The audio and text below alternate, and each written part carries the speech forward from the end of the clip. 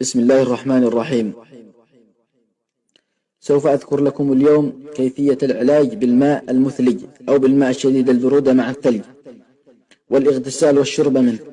قد تستغربوا من هذه المعلومة، لكن سوف أذكر لكم الدليل من الكتاب والسنة.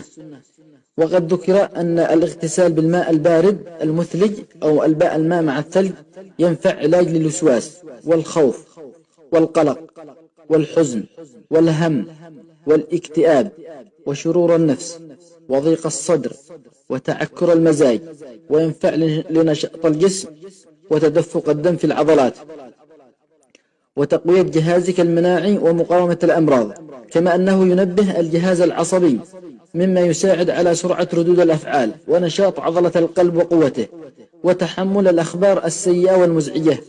وقيل ينفع أيضا وقت الغضب والزعل ويهدي من روعه، لأن الشيطان يجري في ابن آدم مجرى الدم ويسبب له الأوجاع، ولا يطفئه إلا الماء المثلج، لأن الشياطين والجن مخلوقين من نار والعياذ بالله، والماء البارد يؤذيها ويطردها من الجسد.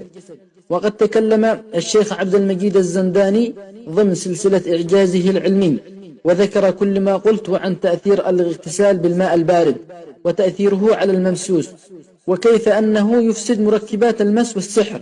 واستدل الشيخ بقوله تعالى: واذكر عبدنا أيوب إذ نادى ربه أني مسني الشيطان بنصب وعذاب، فكان الجواب من ربه: اركض برجلك هذا مغتسل بارد وشراب. فكان الشفاء من الله بالاغتسال بالماء البارد والشرب منه. واستدل بدعاء النبي صلى الله عليه وسلم: اللهم اغسلني من الذنوب والخطايا بالماء والثلج والبرد. وتكفينا معرفة أنه كان سببا لشفاء سيدنا أيوب عليه السلام.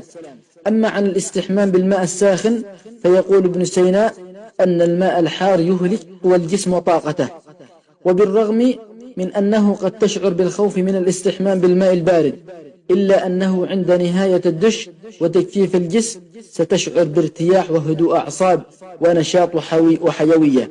أفيدوا غيركم بمثل هذه المواضيع لما له من أهمية بالغة، فإن الكثير وللأسف يجهل هذه النعمة الكبيرة والفوائد الكثيرة.